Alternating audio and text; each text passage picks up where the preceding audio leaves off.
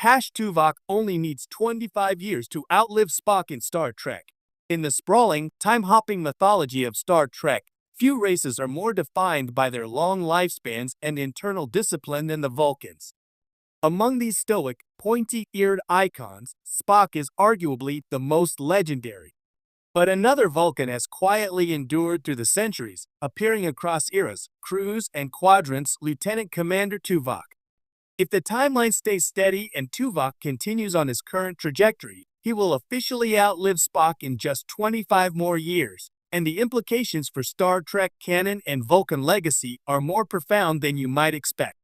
The long life of Spock. Spock's life is practically synonymous with Star Trek itself. Born in 2230 to Vulcan ambassador Sarek and human teacher Amanda Grayson, Spock became the first Vulcan to join Starfleet. His journey spanned the original Star Trek series, 6 films, The Next Generation, Star Trek, Discovery, and finally Star Trek 2009, though the latter is set in an alternate Kelvin timeline.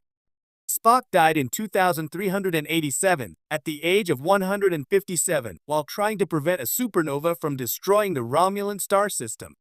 His final mission transported him to the Kelvin timeline, where he lived out the remainder of his life as Spock Prime.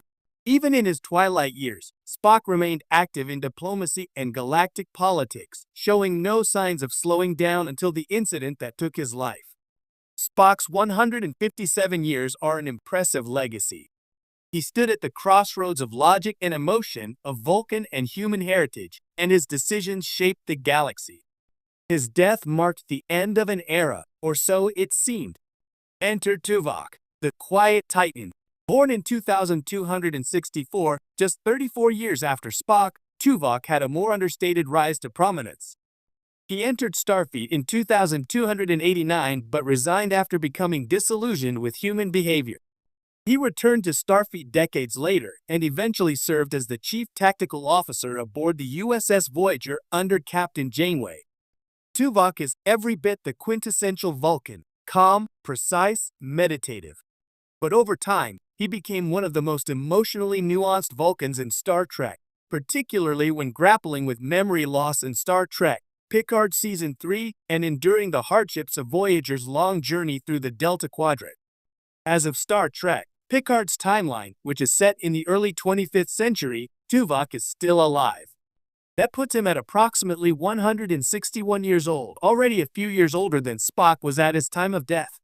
However, there's no indication that Tuvok is close to death. If he survives until the year 2412, he'll be 173, 25 years beyond Spock's death. And there's every reason to believe he might do just that. Vulcan longevity and the possibility of Tuvok's survival.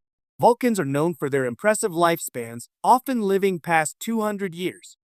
In fact, in the Kelvin timeline, Spock's father Sarek is still alive well past the age of 200. Ancient Vulcans in canon have lived over 250 years under ideal conditions.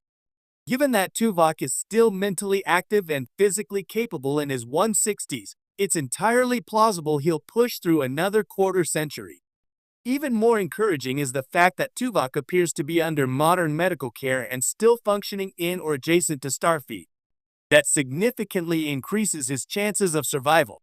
With 25th century advancements in medicine, neuroregeneration, and anti-aging therapies, Tuvok's odds of reaching 175 or even 200 are astronomically higher than they would have been in Spock's era.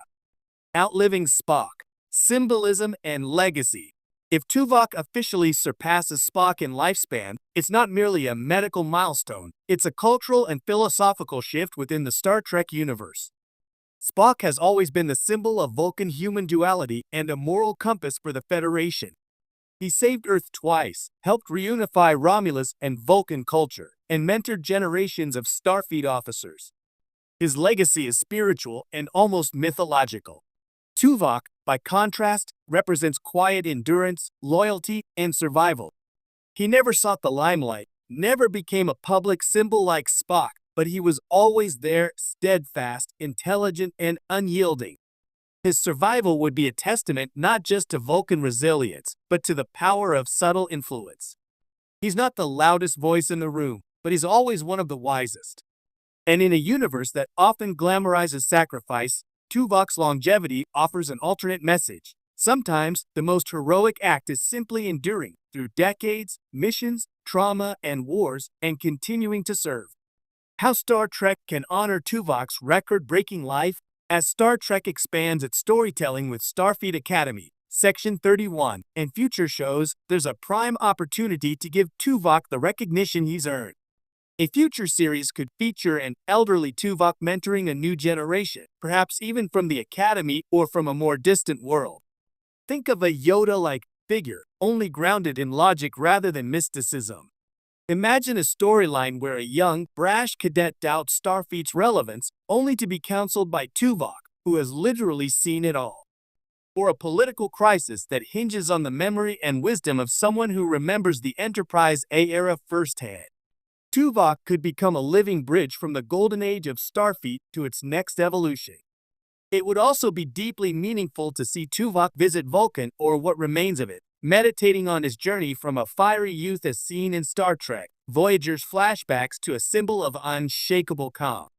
His presence could even inspire a new Vulcan philosophy, one less rigid, more open to emotional exploration without forsaking logic.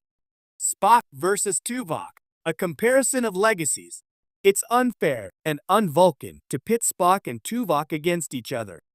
But comparing their journeys reveals how wide Vulcan identity can stretch. Spock was the revolutionary.